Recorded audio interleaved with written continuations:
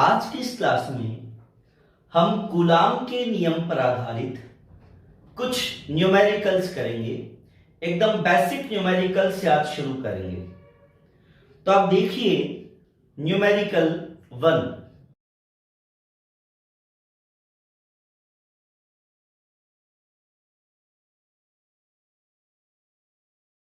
हाँ बच्चों, न्यूमेरिकल 1 में आपने देखा कि दो आवेश थे, कैपिटल क्यू और स्मॉल क्यू, और उन आवेशों के बीच में लगने वाले इलेक्ट्रोस्टैटिक फोर्स कैपिटल एफ की हमें प्रकृति बतानी है। एक्चुअली ये चार अलग अलग क्वेश्चन हैं जिनको मैंने एक साथ ऐड कर दिया है। उसकी जो पहली स्थिति है वो ये दे रखी है, देखिए, जैसे कि चार्ज है कैपिटल क्यू, दूसरा चार्ज है स्मॉल क्यू, दोनों के बीच की डिस्टेंस मान लेते हैं अपन आर, और इन आवेशों के बीच में जो स्थिर विद्युत बल, जो इलेक्ट्रोस्टैटिक फोर्स एफ लगता है, वो कूलाम के नियम से के capital Q small Q upon small r square, ठीक है, के Q1 Q2 बटे स्मॉल आर स्क्वायर, ये कूलाम का नियम लगा दिया। और हमें इन आवेशों के बीच लगने वाले बल की प्रकृति अब निकालनी। जो इसकी पहली स्थिति है वो ये दे रखी है मैंने, capital Q plus small Q बराबर 0। देखो capital Q plus small Q 0 कब हो सकता है? ऐसा कब हो सकता है? इस स्थिति में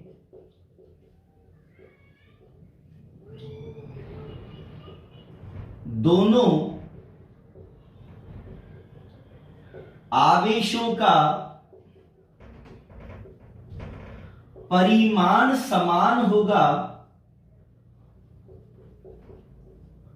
लेकिन प्रकृति विपरीत होगी।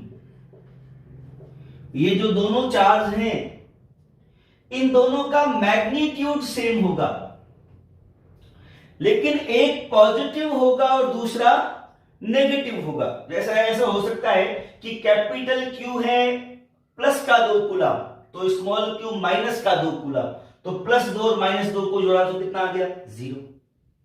ठीक है। अच्छा बेटा, हमें बतानी है बल की प्रकृति। तो बल की प्रकृति कैसे हो जाएगी इस कंडीशन में? देखो प्रकृति विपरीत है, एक पॉजिटिव है दूसरा नेगेटिव है। अब एक पॉजिटिव और दूसरा नेगेटिव, तो बल की प्रकृति कैसे होगी बच्चों? आकर्षण की होगी। ठीक है।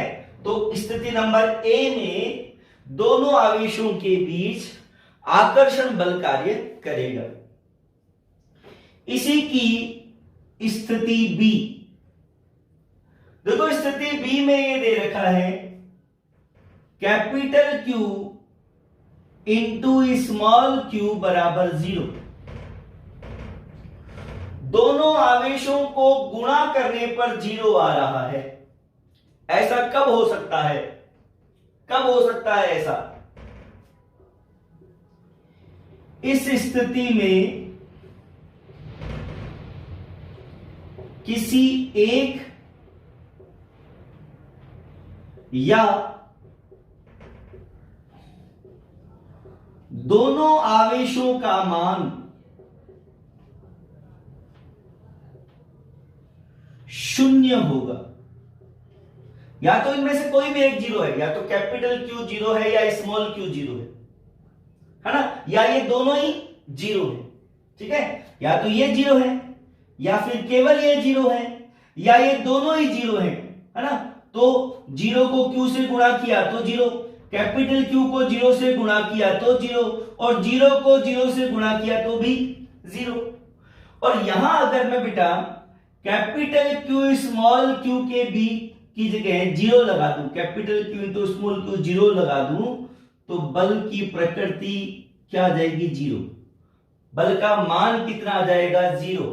मतलब इस कंडीशन में दोनों आवेशों के बीच में कोई भी बल कार्य नहीं करेगा। इसी की स्थिति सी देखिए। स्थिति सी में दे रखा है capital Q into small q is greater than 0। मतलब दोनों को गुणा करने पर 0 से बड़ी संख्या आ रही है।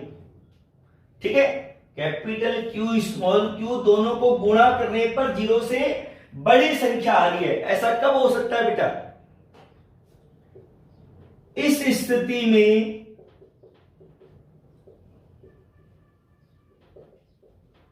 दोनों आवेशों की प्रकृति समान होगी। दोनों आवेश सेम नेचर के होंगे। कैसे पता चला ये? देखो, सिंपल मैथमेटिक्स है।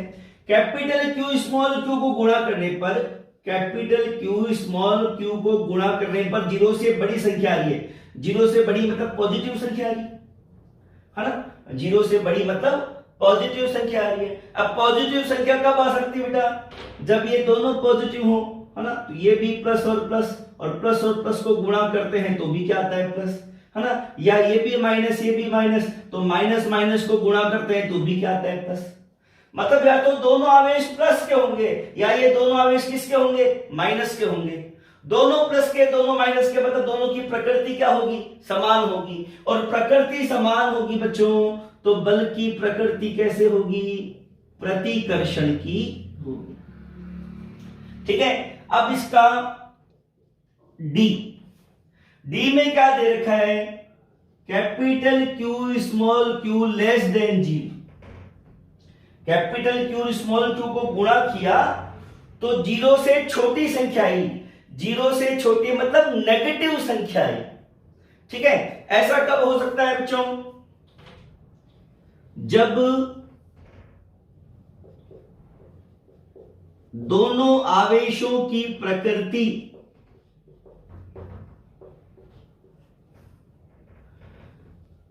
परस्पर विपरीत होती है।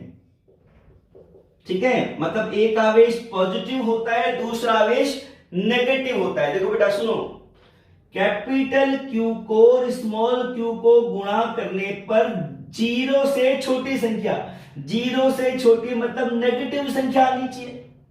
अब नेगेटिव संख्या कब आ सकती है? हमने बचपन में पढ़ा था, प्लस इंटू माइनस बराबर माइनस। प्लस को माइनस से गुणा करते हैं तो माइनस आता है ना? मतलब एक आवेश प्लस का है, दूसरा आवेश माइनस का है। मतलब आवेशों की प्रकृति क्या है? विपरीत है। और आवेशों की प्रकृति विपरीत है तो बल की प्रकृति कैसी होगी? आकर्षण की होगी। ठीक है, तो ये हुआ हमारे न्यूमेरिकल 1। अब आप देखिए न्यूमेरिकल 2।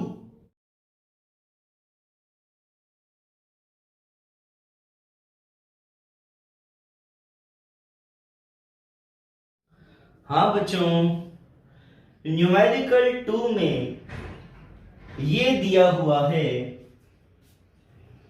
कि प्रारंभ में इनिशियली अपन मान लेते हैं कि एक आवेश है Q1 और दूसरा आवेश है Q2 और दोनों के बीच की दूरी है स्मॉल r।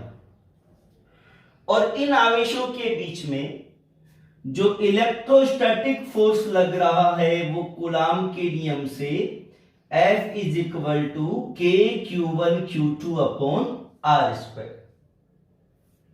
अब आगे ये बोल रहा है इस क्वेश्चन में कि यदि दोनों आवेशों के बीच की दूरी 3 गुना कर दी जाए, ये जो बीच की दूरी अभी R दिख रही है इसको 3 गुना कर दें।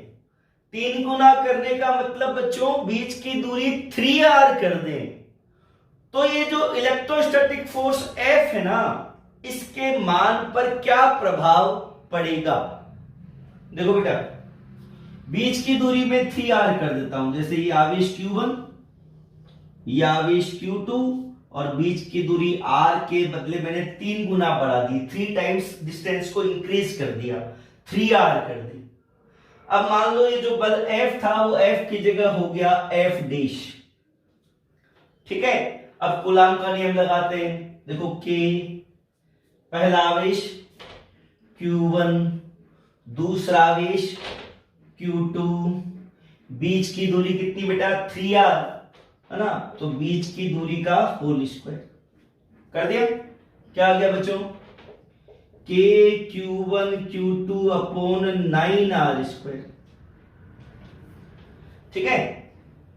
फ्रॉम इक्वेशन 1 एंड 2, समीकरण 1 व समीकरण 2 से F डैश बराबर क्या आ जाएगा बेटा, देखो ये जो आपको K Q1 Q2 upon r square दिख रहा है समीकरण नंबर 2 में, K Q1 Q2 upon r square दिख रहा है, मैं इसकी जगह F लिख दूं तो चलेगा, ठीक है।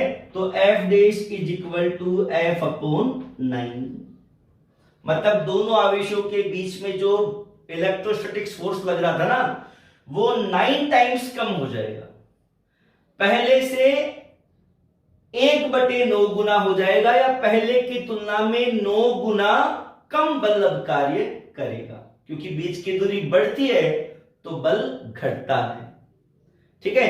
अब देखिए बेटा न्यूमेरिकल 3,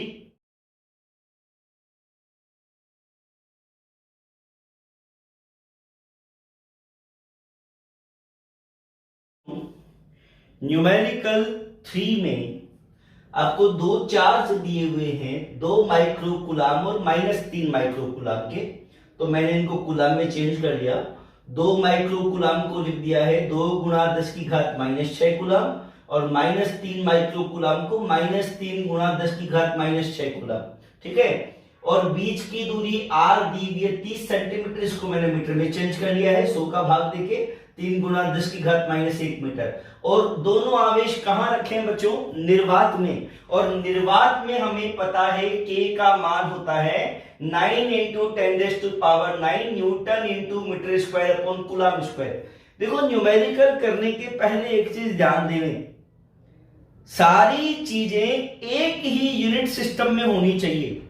जैसे इसमें मैंने सारी एमकेएस में ले ली, माइक्रो कूलाम को कूलाम में, माइक्रो कूलाम को कूलाम में, सेंटीमीटर को मीटर में, और ये वैसे ही एमकेएस में ले रखे, ठीक है। जितनी भी वैल्यूज आप पुट करो वो सारी की सारी एक ही मात्रक पद्धति में होनी चाहिए, है ना। ऐसा नहीं करना है कि ये सेंटीमीटर में रख दिया, ये एमकेएस में रख दिया, ये माइक्रो कूलाम में रख दिया, आपको चेंज करना है। फिर हमने क्या किया बेटा, हमें इन आवेशों के बीच लगने वाले बल का मान निकालना है, तो हमने कूलाम का नियम लगा दिया, और कूलाम का नियम F is equal to K Q1 Q2 upon r square, ठीक है। और K का मान कितना है बेटा 9 × 10⁻⁹, Q1 कितना है 2 × 10⁻⁻⁶, Q2 देखना बेटा, Q2 का मान माइनस में है, लेकिन यहां हमने माइनस में नहीं रखा है। क्यों बेटा, क्योंकि हमने जब कूलाम का नियम पढ़ा था तो मैंने उसके अंदर ये बताया था तुम लोगों को कि ये जो बल लगता है वो दोनों आवेशों के परिमाणों के गुणनफल के समानुपाती होता है। हमको आवेशों का मान लेना है, आवेशों की प्रकृति नहीं लेनी है, केवल उनका मैग्नीट्यूड लेना है, ठीक है। तो हमने Q2 का सिर्फ मैग्नीट्यूड ले लिया 3 × 10⁻⁻⁶, है ना, और दोनों के बीच की दूरी स्मॉल r 3 × 10⁻⁻⁴, और इसका स्क्वायर तो ये स्क्वायर कर दिया। अब इसको सॉल्व किया बेटा अपन ने, और सॉल्व किया तो हमारे पास आ गया बच्चों 0.6 न्यूटन। अच्छा, अब आगे इस बल की प्रकृति बता दे भाई, एक आवेश पॉजिटिव है दूसरा नेगेटिव है, तो बल की प्रकृति कैसे होगी, अट्रैक्शन की होगी, ठीक है। तो अब देखिए बेटा न्यूमेरिकल 4,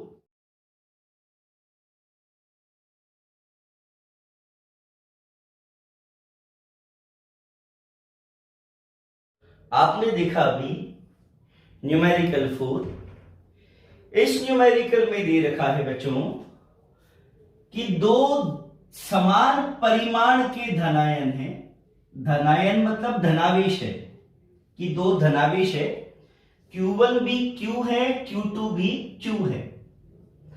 देखो धनायन का मतलब कि हम जानते हैं कि परमाणु जो होता है ना वो विद्युत उदासीन होता है, क्योंकि उस परमाणु के नाभिक में जितने प्रोटॉन होते हैं उतने ही इलेक्ट्रॉन नाभिक के चारों ओर विभिन्न वृत्ताकार कक्षाओं में चक्कर लगाते हैं।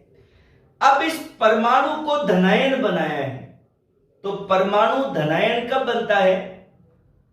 जब परमाणु में से कुछ इलेक्ट्रॉनों को बाहर निकाल दिया जाता है ना। तो ये दो परमाणु थे और इन दोनों परमाणुओं में से कुछ इलेक्ट्रॉनों को बाहर निकाला गया और बाहर निकालने के बाद ये धनायन बने, और ये ऐसे धनायन बने जिनका परिमाण समान था, मतलब Q1 भी Q था, Q2 भी Q था। दोनों कितनी दूरी पर है बेटा? दोनों के बीच की दूरी है 5 एंगस्ट्रॉम, 5 इंटू 10⁻⁻10 मीटर। अच्छा, दोनों किस में रखे बेटा? निर्वात में। ठीक है, तो दोनों निर्वात में रखे हैं, तो K is equal to 9 into 10⁻9 newton into metre square upon coulomb square. और इन दोनों धनायनों के बीच में प्रतिकर्षण बल लग रहा है बच्चों 3.7 नैनो न्यूटन। ठीक है, 3.7 नैनो न्यूटन मतलब 3.7 इंटू 10⁻⁻9 न्यूटन।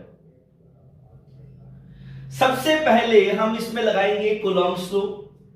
देखो कूलम का नियम क्या बोलता है? F is equal to K Q1 Q2 upon R square. सबका मान हमारे पास रख देते हैं अपन। ठीक है, F कितना है बेटा? 3.7 इंटू 10⁻⁻9। K कितना है? 9 इंटू 10⁻9। Q1 भी Q, Q2 भी Q, तो क्या आ जाएगा? Q square. और बीच की दूरी 5 इंटू 10⁻⁻10 का होल स्क्वायर। अब इसको सॉल्व करके हम Q स्क्वायर, Q का मान निकाल लेंगे।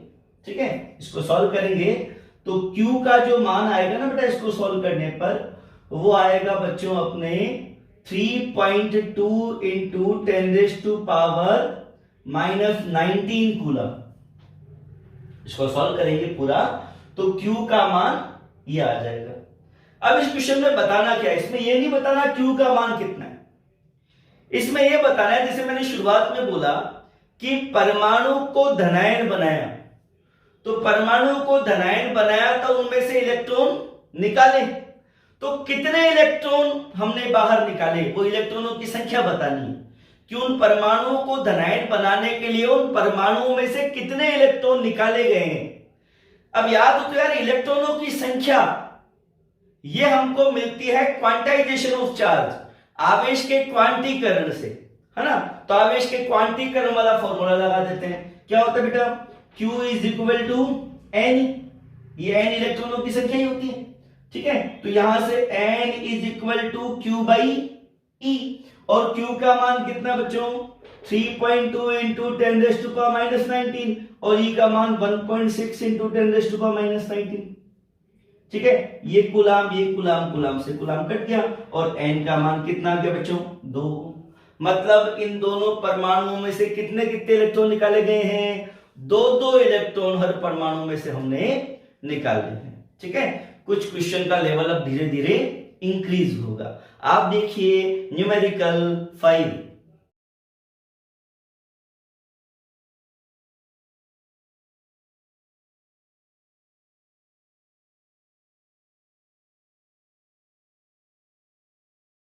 न्यूमेरिकल 5 में आपने देखा कि समान परिमाण के दो विजातीय आवेशों के बीच कैपिटल F बल लग रहा है।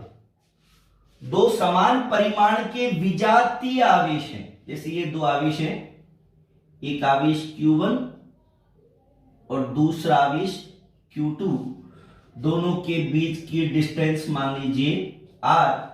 समान परिमाण Q1 भी Q, Q2 भी Q। विजातीय आवेश मतलब एक पॉजिटिव तो दूसरा नेगेटिव।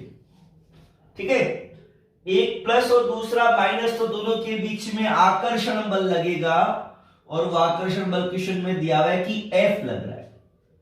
ठीक है, तो कूलाम के नियम से प्रारंभ में F बराबर क्या आएगा? F बराबर आएगा बच्चों K Q1 Q Q2 minus Q नहीं लगाएंगे, आपको बताया था मैंने परिमाण ही लेना है, तो ये भी Q तो Q स्क्वायर और बीच की दूरी स्मॉल r, तो बच्चों स्मॉल r स्क्वायर समीकरण नंबर 1। ठीक है, अब ये बोल रहा है यदि किसी एक आवेश का 75% किसी दूसरे आवेश में ट्रांसफर कर दिया जाए, है ना। सबसे पहले तो मैं Q का 75% निकालता हूं।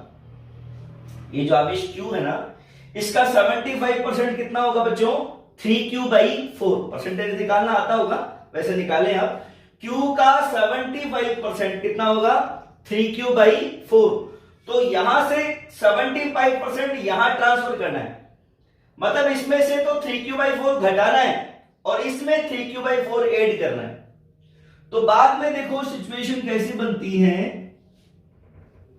ये जो आवेश है ना, मान लो वो Q1 डैश हो गया, पहले Q था, इसका 75% इधर दे दिया, तो इधर से मैंने 3Q/4 घटा दिया। क्या बचा बेटा? Q में से 3Q/4 घटाया तो बच्चों Q/4 बच गया। ठीक है, और इधर वो 3Q/4 ऐड कर दिया, मान लो ये आवेश हो गया Q2 डैश। ठीक है, माइनस Q था, इधर से जो घटाया वो इधर ऐड करना है, तो इधर मैंने 3Q/4 ऐड कर दिया, तो ये जो चार्ज Q2 डैश हो गया वो हो गया बच्चों -Q/4। ठीक है, अब इनके बीच में वापस आकर्षण बल लगेगा, ये प्लस का ये माइनस का, तो आकर्षण बल मान लो F डैश लग रहा है ना। इनके बीच की दूरी अभी भी R ही, पहले भी R थी अभी भी R है, तो अब ये F डैश बल कितना होगा ये अपन निकालते हैं। ठीक है, अंत में F डैश बराबर, देखो वापस कूलाम का नियम लगाऊंगा, है ना, K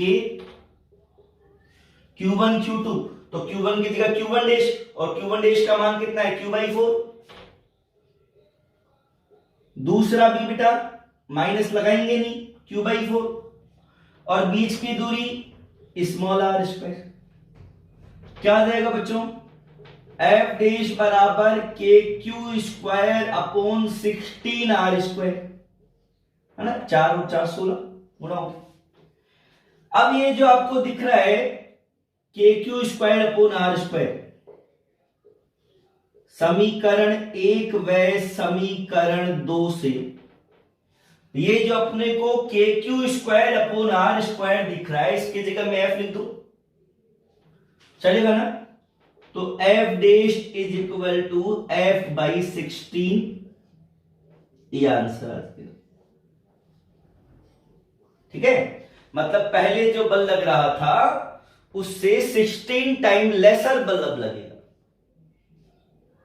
ठीक है, अब देखिए न्यूमेरिकल 6।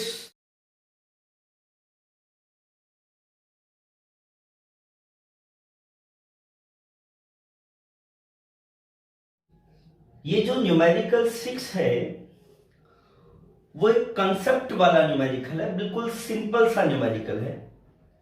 देखो इसमें ये दे रखा है कि समान आकार के दो चालक गोलों पर विपरीत आवेश है। जैसे ये दो चालक गोले हैं A और B, इनका आकार समान है और इन पर विपरीत आवेश है, तो इन पर विपरीत आवेश मान लेता हूं मैं। इस पर आवेश Q1 मान लो, मैंने मान लिया 20 कूलाम है, और इस पर आवेश Q2 मैंने मान लिया -10 कूलाम है। ठीक है, ऐसे अपनी मर्जी से कोई भी आवेश मैंने मान लिया। देखो केवल ये दिया है विपरीत है, ये नहीं दिया कि परिमाण समान है, तो जो दिया है वही मानना है। ठीक है, ऐसा नहीं कि तुम +20 से -20 कर दो। केवल क्वेश्चन में ये दे रखा है कि समान आकार के दो चालक गोलों पर विपरीत आवेश है, एक पर प्लस है एक पर माइनस है।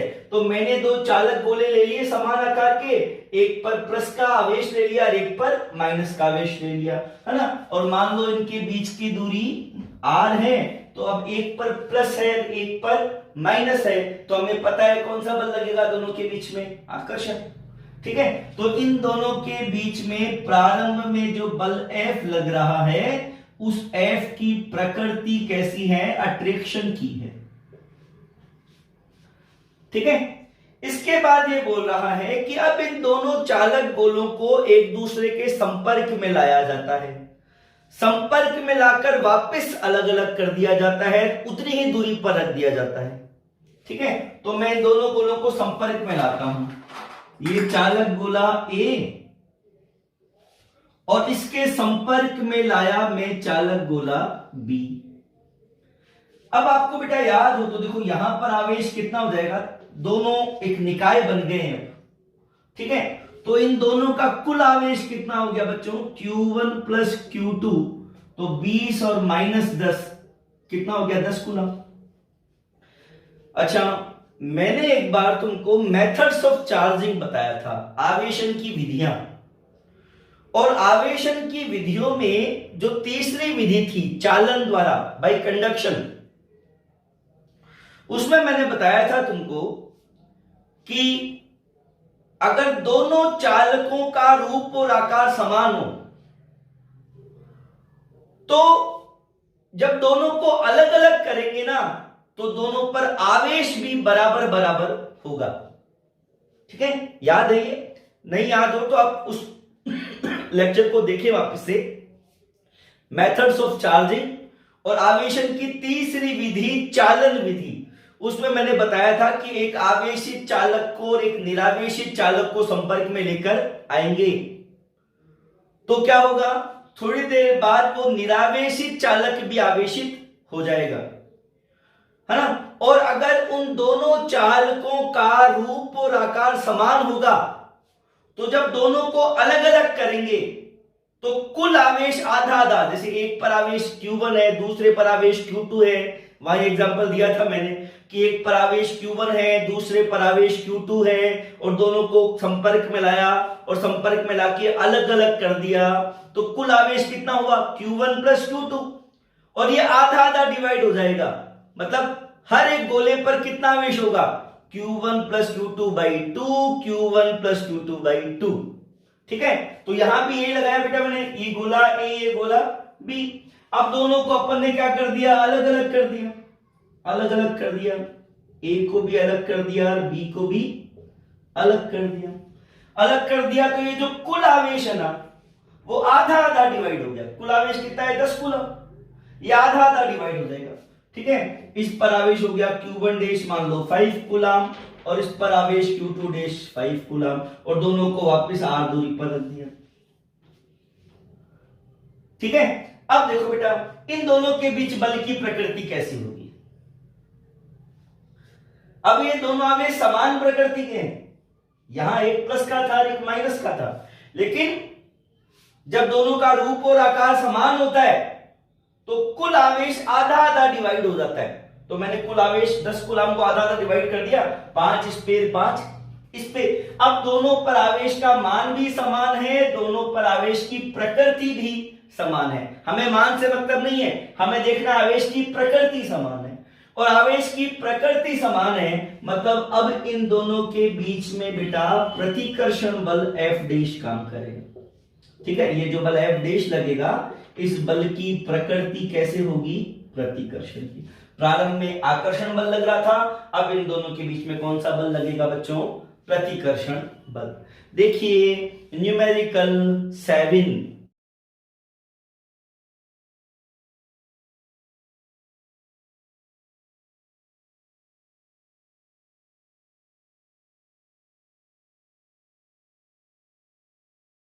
न्यूमेरिकल 7 में समान आकार के दो चालक गोले दिए गए हैं। ये दो चालक गोले हैं A और B, और इन दोनों गोलों के बीच की दूरी मान लीजिए R। जो चालक गोला A है उस पर आवेश है Q1 बराबर 10 माइक्रोकूलम, और दूसरे चालक गोले पर आवेश है Q2 बराबर -20 माइक्रोकूलम। प्रारंभ में ऐसा कुछ है। ठीक है, तो इन दोनों के बीच में अभिविएशन है बच्चों, आकर्षण बल F लगेगा।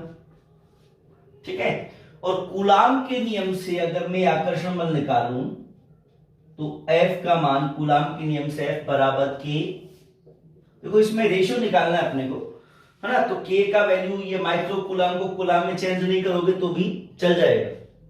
ठीक है, करो तो भी कोई दिक्कत नहीं है क्योंकि रेशियो में कट जाते हैं। ठीक है, तो F is equal to K, Q1 कितना 10, Q2 कितना 20, बीच की दूरी r², समीकरण नंबर 1, -20 नहीं लगाएंगे 20 ही लगाएंगे परिमाण। ठीक है, अब क्या बोल रहा है ये, इन दोनों चालक गोलों को एक दूसरे के संपर्क में लाओ, वही जो अभी पहले वाले सवाल में था। दोनों का रूप और आकार समान है, तो जब दोनों को अलग अलग करेंगे तो जो कुल आवेश होगा वो आधा आधा डिवाइड हो जाएगा। कर देते हैं वही बेटा। कुल आवेश कितना है यहां पे देखो, Q1 प्लस Q2 10 और -20, कुल आवेश कितना हो गया बेटा -10 माइक्रोकूलम। कुल आवेश -10 माइक्रोकूलम। अब ये बोल रहा है कि उनको वापस उतना ही दूर रख दो, दोनों को पहले संपर्क में लाओ। कुल आवेश Q1 प्लस Q2 10 और -20 कितना हो गया -10। अब दोनों को वापस आप क्या करो, अलग अलग कर दो। तो वापस अलग कर दिया मैंने, ये A को और B को वापस अलग अलग कर दो। वापस कितनी दूरी पर, वापस r दूरी पर रख दो। ठीक है, कुल आवेश आधा आधा डिवाइड हो गया, कुल कितना -10, आधा आधा डिवाइड हो गया। तो इस A पर आवेश हो गया Q1 डैश -5 माइक्रोकूलम और Q2 डैश भी कितना बच्चों -5 माइक्रोकूलम। ठीक है, अब इन दोनों के बीच में कौन सा बल लगेगा, अभी बताया था मैंने, प्रतिकर्षण बल F डैश लगेगा। अब इन दोनों के बीच प्रतिकर्षण बल काम करेगा F डैश। ठीक है, तो इस F डैश का मान भी वापस में कूलाम के नियम से निकाल लेता हूं। अंत में ये जो F डैश आएगा वो कूलाम के नियम से आएगा बच्चों, K Q1 डैश कितना -5 Q2 डैश भी 5 और बीच की दूरी r², माइनस नहीं लगाएंगे, हमें केवल आवेशों का परिमाण चाहिए। ये देखो बार बार ये एक ही बात बता रहा हूं। ठीक है, ये गलती होती है इसीलिए आपको बार बार बता रहा हूं ये चीज। समीकरण नंबर 2, अब 1 और 2 का अनुपात निकालना है ना। तो हम क्या करेंगे, समीकरण 1 में समीकरण 2 का भाग देने पर, 1 में 2 का भाग दे दो बेटा, F अपॉन F डैश। ठीक है, ये कितना है बेटा 200 K बटे r²। ठीक है, और इसमें भाग दिया बच्चों अपन ने 25 K बटे r² का। K से K गया, r² से r² गया, ये कट गया बच्चों 8 बार। ठीक है, तो F upon F dash is equal to 8:1।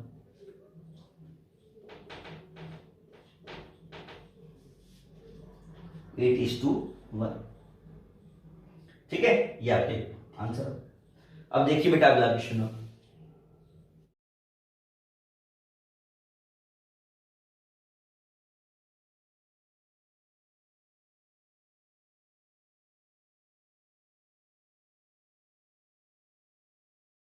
हाँ बच्चों, न्यूमेरिकल 8 में आपने देखा कि दो चालक गोले हैं समान आकार के A व B, इनके बीच की दूरी है स्मॉल r और इन पर आवेश है कैपिटल Q कैपिटल Q, दोनों पर समान आवेश है। A पर भी कैपिटल Q, B पर भी कैपिटल Q, और दोनों के बीच में बच्चों प्रतिकर्षण बल लगेगा, समान प्रकृति का है तो प्रतिकर्षण बल F लग रहा है। ठीक है, और कूलाम के नियम से इस F का मान क्या आ जाएगा, K Q1 Q, Q2 Q, तो KQ square upon small r square समीकरण नंबर 1। ठीक है। अब ये बोल रहा है एक अनावेशित गोला C है इसी आकार का, जो आकार A और B का है उसी आकार का तीसरा उदासीन गोला C पहले A के संपर्क में लाते हैं। तो जैसे ये A है, इस पर आवेश कितना है बच्चों Q, और इसके संपर्क में लाया मैं C, और C उदासीन है तो इस पर आवेश कितना 0। दोनों का कुल आवेश कितना हो गया Q प्लस 0 मतलब Q। फिर दोनों को अलग अलग कर दिया, दोनों को अलग अलग कर दिया तो अभी बताया था मैंने कुल आवेश आधा आधा डिवाइड हो जाएगा। कुल आवेश Q है ना, तो आधा आधा डिवाइड हो जाएगा। तो A पर कितना आएगा Q/2, C पर कितना आएगा Q/2। ठीक है। अब क्या करना है, अब इस C को संपर्क में लाना है B के, जैसे B, ये B पर आवेश कितना है बच्चों Q। अब C पर आवेश कितना है Q/2। ठीक है, B पर Q, C पर कितना है Q/2। कुल आवेश कितना हो गया Q प्लस Q/2 मतलब 3Q/2। फिर वापस दोनों को अलग अलग कर दिया, वापस दोनों को अलग अलग कर दिया, B को और C को अलग अलग कर दिया, और B को और C को अलग अलग कर दिया तो ये जो कुल आवेश है वो आधा आधा डिवाइड हो गया। ठीक है, 3Q/2 था तो 3Q/2 का आधा 3Q/4, 3Q/4। ठीक है।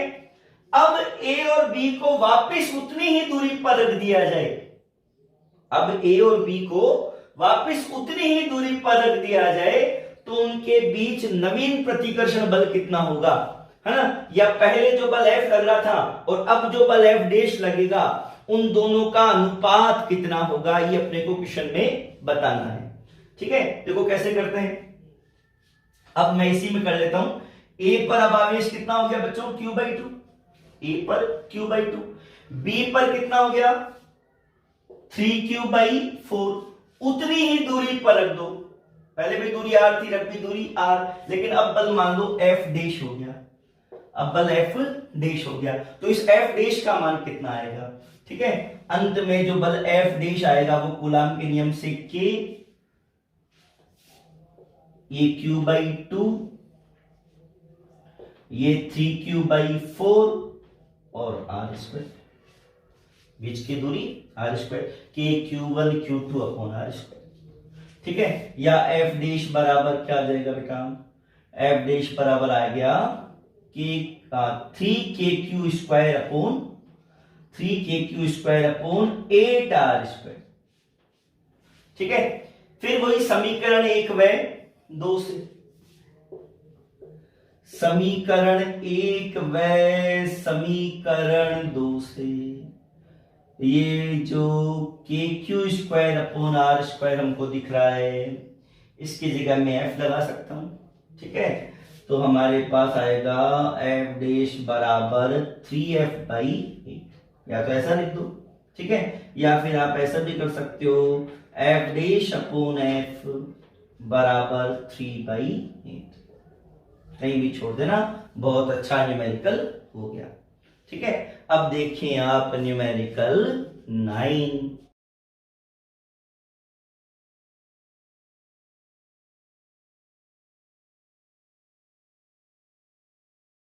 न्यूमेरिकल 9 बहुत ही अच्छा क्वेश्चन है और इस क्वेश्चन के दो मेथड हैं। पहले मैं बायो और मैथ्स दोनों स्टूडेंट्स के लिए इसका ट्रिकी मेथड बता देता हूं, फिर केवल मैथ्स वालों के लिए बात करेंगे। ठीक है, तो देखो पहला ट्रिकी मेथड देखो। क्वेश्चन क्या बोल रहा है कि आवेश है कैपिटल Q और आवेश कैपिटल Q के दो ऐसे भाग करने हैं कि उन दोनों भागों के बीच में लगने वाला प्रतिकर्षण बल मैक्सिमम आए। ठीक है, तो आवेश Q के मैंने दो भाग कर दिए, एक भाग किया Q1 और दूसरा भाग किया Q2। ठीक है, आवेश Q के दो भाग कर दिए, एक भाग कर दिया मैंने Q1 और दूसरा भाग कर दिया Q2। और मैं एक चीज मान लेता हूं कि मान लो यार Q का जो मान है ना वो 10 कूलाम है, ऐसा मैंने मान लिया कि Q का मान 10 कूलाम है।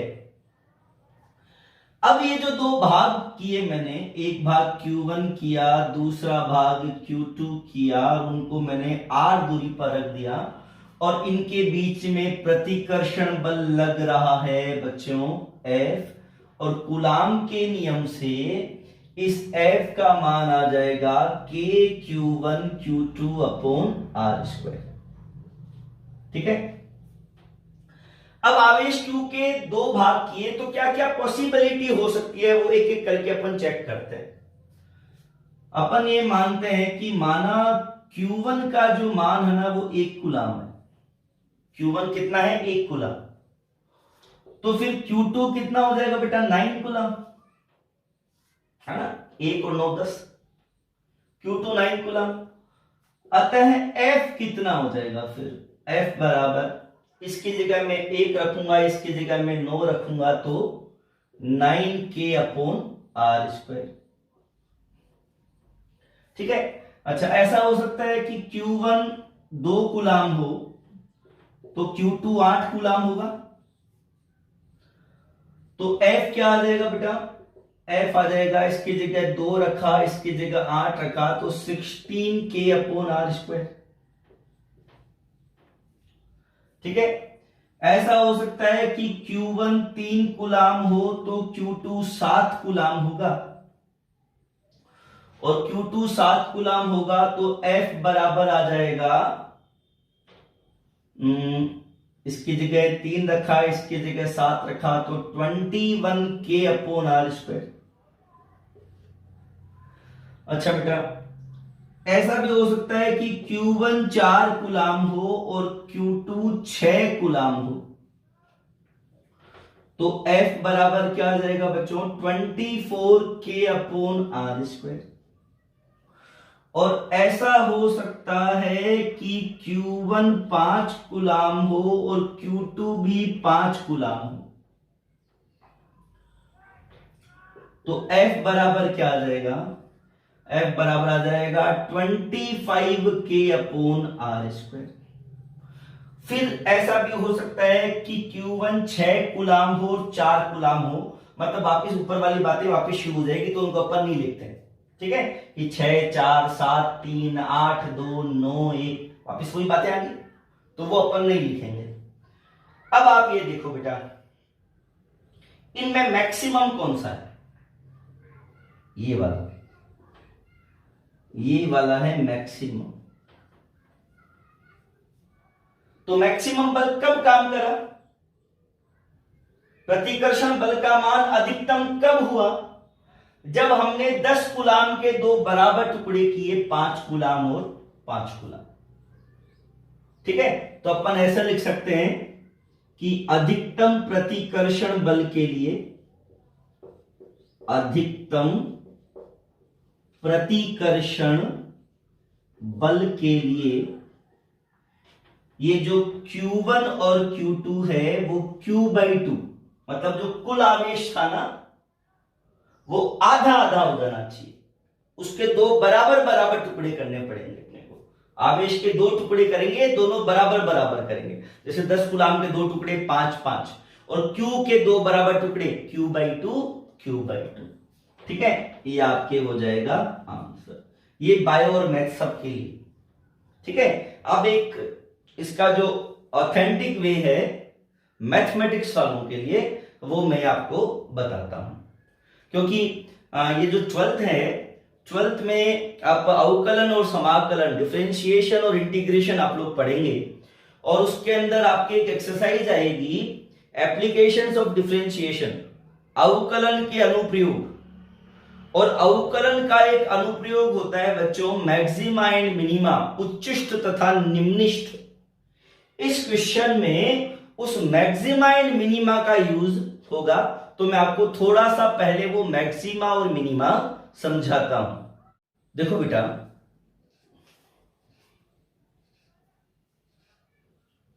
माना y x का फलन है। बायो वाले बच्चे भी अच्छे से ध्यान दें, बहुत इजी मेथड है, ऐसा कोई बहुत रॉकेट साइंस नहीं है, आराम से समझ में आएगा। माना y x का फलन है, तो इसको अपन कैसे लिखते हैं मैथमेटिक्स में, y is the function of x। और इसका मतलब वैसे मैं लवंग में तुमको बता चुका हूं कि अगर मैं x का मान बदलूंगा तो y का मान भी बदल जाएगा, है ना। मतलब y depends on x, y का मान x पर निर्भर करता है। अब हमें यह बताना है कि x का ऐसा कौन सा मान होगा जिस पर y का मान मैक्सिमम होगा। x का ऐसा कौन सा मान होगा जिस पर y का मान अधिकतम होगा, और x का ऐसा कौन सा मान होगा जिस पर y का मान न्यूनतम होगा। तो वो कैसे करेंगे, देखो सबसे पहले हम differentiation of y with respect to x, y का x के सापेक्ष अवकलन कर देंगे।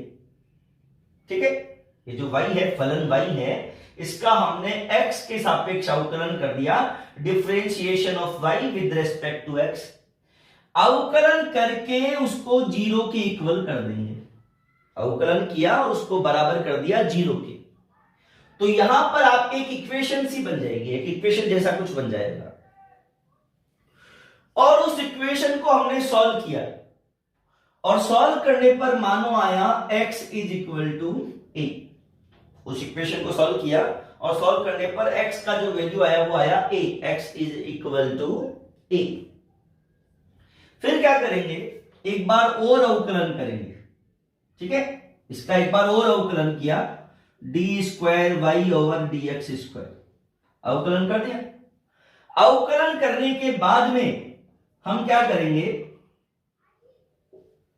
जो रिजल्ट आया उस रिजल्ट में x की जगह पर a लिख देंगे, जहां x है वहां पर a लिख देंगे, और a लिखने पर अगर आंसर नेगेटिव आए, हमने x की जगह a लिखा और a लिखने पर अगर आंसर नेगेटिव आता है, तो इसका मतलब यह है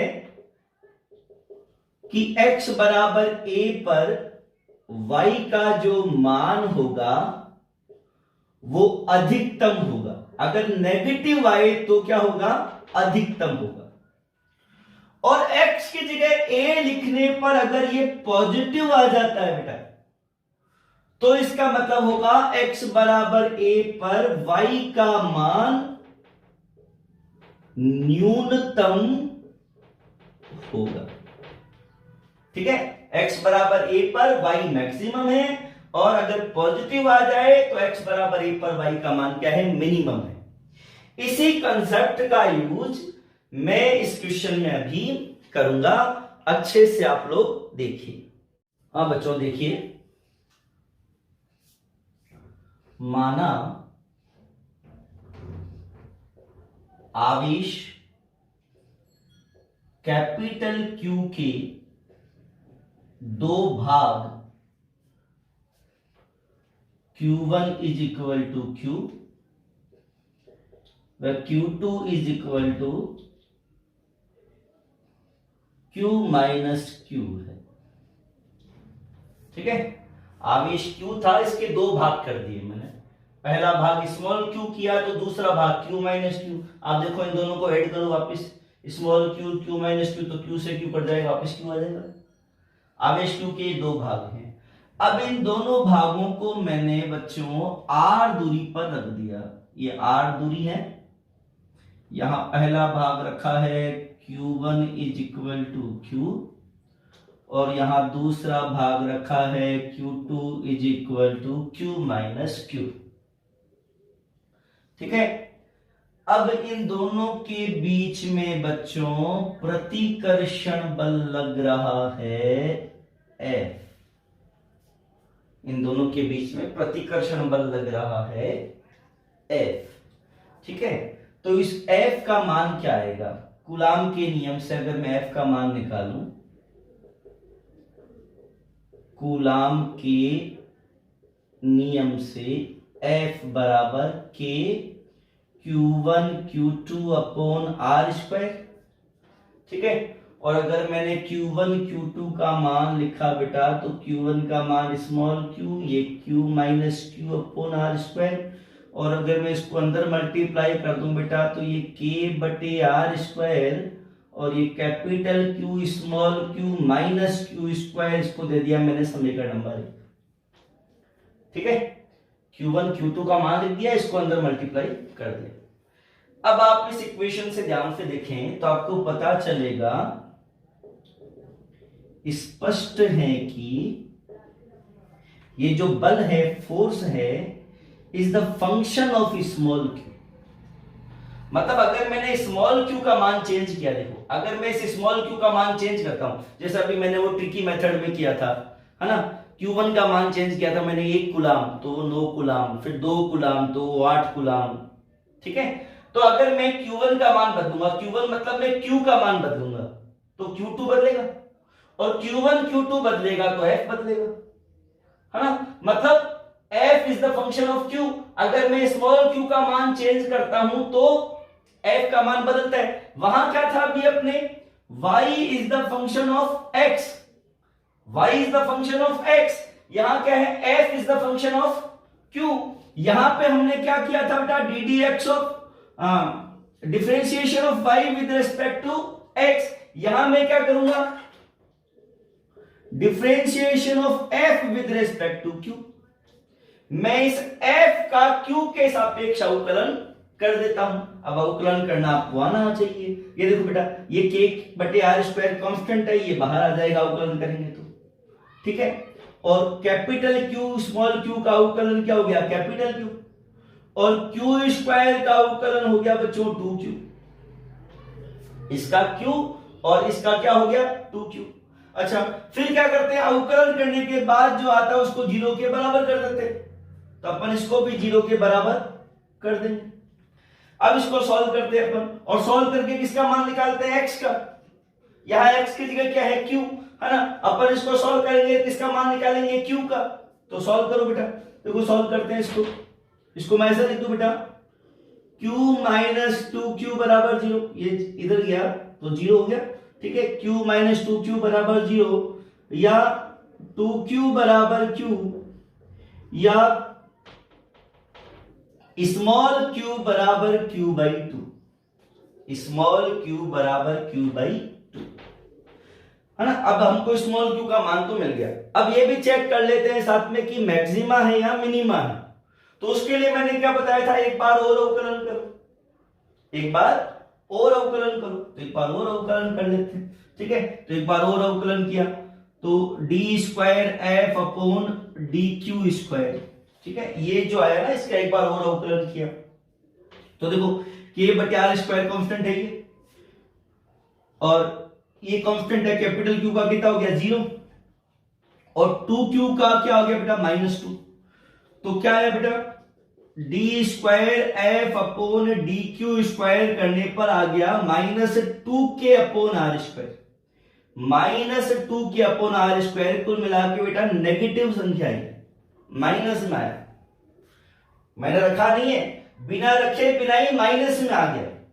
और माइनस में आने का मतलब मैंने क्या बताया था कि अगर माइनस में आता है इसका मतलब स्मॉल q बराबर q बाई 2 रखने पर, स्मॉल q का मान, ये जो स्मॉल q है उसका मान q बाई 2 रखने पर इस बल का मान क्या होगा, मैक्सिमम होगा, है ना। तो नीचे वो लिख देंगे, तो आप लिख देंगे, स्पष्ट है कि आवेश कैपिटल Q के दो बराबर टुकड़े, आवेश कैपिटल Q के दो बराबर भाग, स्मॉल q1 बराबर कैपिटल Q बाई 2 तथा स्मॉल q2 बराबर कैपिटल Q बाई 2 करने पर इनके मध्य लगने वाले विद्युत बल का मान अधिकतम होगा।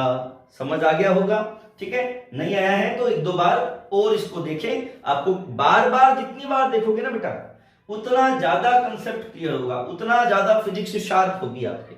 फिजिक्स का यही तरीका है, करत करत अभ्यास ते जड़मत होए सुजान, रसरी आवत जात ते सिर पर पड़े निशान।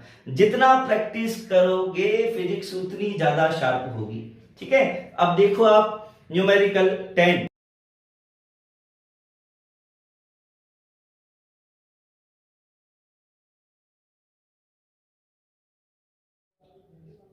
आज की क्लास का लास्ट न्यूमेरिकल क्वेश्चन नंबर 10। देखो बच्चों, इसमें अपन ने दे रखा है कि दो आवेश हैं Q1 व Q2, दोनों के बीच में या तो वायु है या निर्वात है, और दोनों आवेशों के बीच की दूरी 3 मीटर है। ठीक है, दोनों आवेशों के बीच की दूरी कितनी है? 3 मीटर है। और इन दोनों आवेशों के बीच में प्रतिकर्षण बल लग रहा है F, और इस F का मान क्वेश्चन में दे रखा है 0.075 न्यूटन। मतलब मैं इसको ऐसा लिख सकता हूं बच्चों, 75 इंटू 10⁻³ न्यूटन। ठीक है, 1 2 3, तो 75 इंटू 10⁻³ न्यूटन इतना बल लग रहा है। सबसे पहले मैं लगा देता हूं बच्चों कूलाम का नियम। कूलाम के नियम से F is equal to KQ1Q2/R²। सबका वैल्यू रख देता हूं।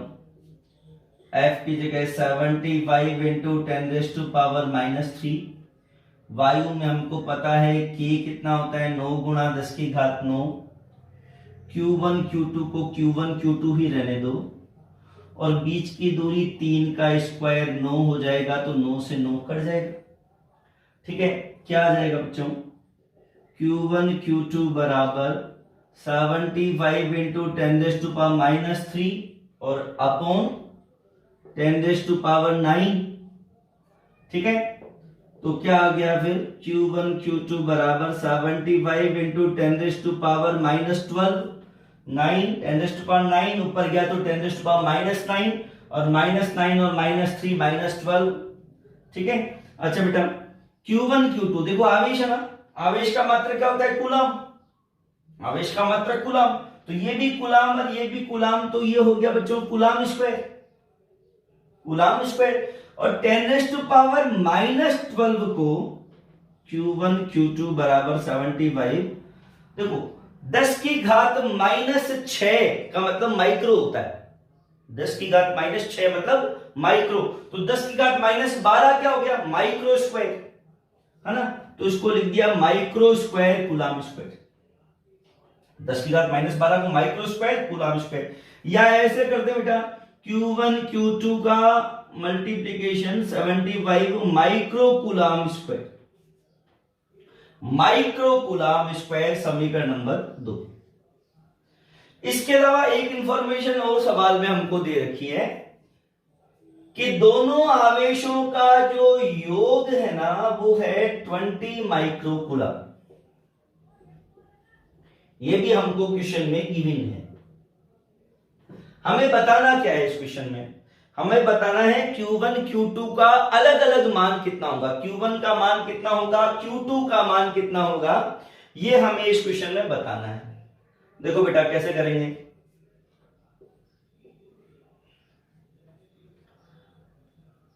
मैं ऐसा कर दूं, समीकरण 2 से Q2 बराबर क्या आएगा बेटा? 75/Q1।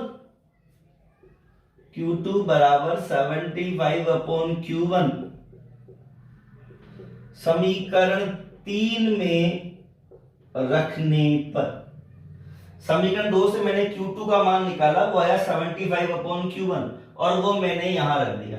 क्या आया बेटा देखो, Q1 Q2 की जगह 75/Q1 बराबर 20। ठीक है, इसको आगे सॉल्व कर लेते हैं अपन। Q1 स्क्वायर प्लस 75 बराबर 20 Q1 आ जाएगा ना, एलसीएम लेंगे इधर। Q1 स्क्वायर प्लस 75 बराबर 20 Q1, या स्क्वायर से लिख दें Q1 square minus 20 Q1 plus 75 बराबर 0। अब ये तो बचपन में बहुत बार किया है हमने। ठीक है, स्क्वायर से लिख दें Q1 square minus 15 Q1 minus 5 Q1 plus 75 बराबर 0। ठीक है, इसके बाद देखो इन दोनों में से मैं Q1 कॉमन ले लेता हूं तो यहां बचेगा Q1 माइनस 15 और इन दोनों में से -5 कॉमन ले लेता हूं तो Q1 minus 15 is equal to 0। या स्क्वायर से लिखते बेटा Q1 माइनस 15 Q1 माइनस 5 बराबर 0, है ना। अब इसके दो आंसर हो सकते हैं कि यदि Q1 माइनस 15 बराबर 0, यदि Q1 माइनस 15 को या तो ये 0 है या ये 0 है ना। तो अगर मैं Q1 माइनस 15 को 0 करता हूं तो Q1 बराबर 15 माइक्रोकूलम, तथा Q1 माइनस 5 को अगर मैं 0 करता हूं तो Q1 बराबर 5 माइक्रोकूलम। मतलब ये Q1 के दो पॉसिबल मान हो सकते हैं। इसको अपन दे देते हैं इक्वेशन नंबर 4। Q1 के दो मान हो सकते हैं, Q1 का मान या तो 15 है या Q1 का मान 5 है। ठीक है, अब ये जो Q1 के मान आए वो आप समीकरण नंबर 3 में लिख दो। तो हम ऐसा लिख देते हैं समीकरण 3 व समीकरण 4 से। समीकरण 3 व 4 से देखो बेटा, अगर आपने Q1 की जगह 15 लिखा, यहां पे Q1 की जगह आपने 15 लिखा तो सीधा ही दिख रहा है Q2 क्या आएगा 5 माइक्रोकूलम। और अगर आपने Q1 की जगह 5 लिखा तो Q2 क्या आएगा 15 माइक्रोकूलम, है ना। मतलब आवेशों के मान क्या है, या एक का मान 5 है 5 माइक्रोकूलम और दूसरे का मान 15 माइक्रोकूलम। ठीक है, तो आज हमने 10 न्यूमेरिकल कर लिए हैं। अभी कूलाम के नियम पर न्यूमेरिकल खत्म नहीं हुए और आगे आएंगे। आने वाले लगभग 2 लेक्चर हम न्यूमेरिकल ही करेंगे। और कई बच्चे वीडियोस लेक्चर्स पूरे पूरे नहीं देख रहे हैं, स्किप मार रहे हैं उनको। बेटा नहीं करें ऐसा। स्कूल जब भी शुरू होगी मैं इसके आगे से ही शुरू करूंगा। ठीक है, क्योंकि मुझे मेरा टारगेट है इस बार, जो मैंने तुमको क्लास में कई बार बताया है कि मुझे सितंबर में सिलेबस सब कंप्लीट करना है। इसीलिए मैंने फरवरी में यह सिलेबस शुरू किया था, है ना। लेकिन हमारे टारगेट के बीच में ये कोरोना वायरस वाला ऑफ आ गया और वो ऑफ हमको प्रभावित नहीं करे, इसीलिए हमने ऑनलाइन क्लासेस शुरू किए और एकदम प्रॉपर वे में तुमको पढ़ाया जा रहा है। एक एक न्यूमेरिकल किताब का आपको सॉल्व करवाया जा रहा है, प्रॉपर नोट्स लिखाए जा रहे हैं। ठीक है, एज सुन एज पॉसिबल आपको नोट्स की पीडीएफ भी मैं प्रोवाइड करवाऊंगा। लेकिन आप इन लेक्चर्स को स्किप ना करें, फॉर्मेलिटीज ना करें कि 5 मिनट का देख लिया बाद वाला पूरा साफ कर दिया। पूरा पूरा लेक्चर देखें, बार बार देखें, एक बार में समझ में नहीं आता तो 24/7 आपके पास टीचर है। अब जब इच्छा हो, जब मोबाइल ऑन किया, यूट्यूब चलाया, वीडियो देखा, कंसेप्ट क्लियर किए। जितनी ज्यादा बार देखोगे उतनी ज्यादा बार कंसेप्ट क्लियर होंगे। आई होप सो अब आप लोग मैंने जो बात बोली है उस पर काम करेंगे। श्योर माने इस चीज को। एक चैप्टर हो जाता है आराम से अपना। स्कूल में मैं चैप्टर सेकंड से ही शुरू करूंगा। मैं ये मान के चलूंगा कि सारे बच्चों ने चैप्टर 1 बहुत अच्छे से किया है, ताकि मैं मेरा टारगेट सितंबर लास्ट तक सिलेबस करवाने वाला कंप्लीट कर सकूं।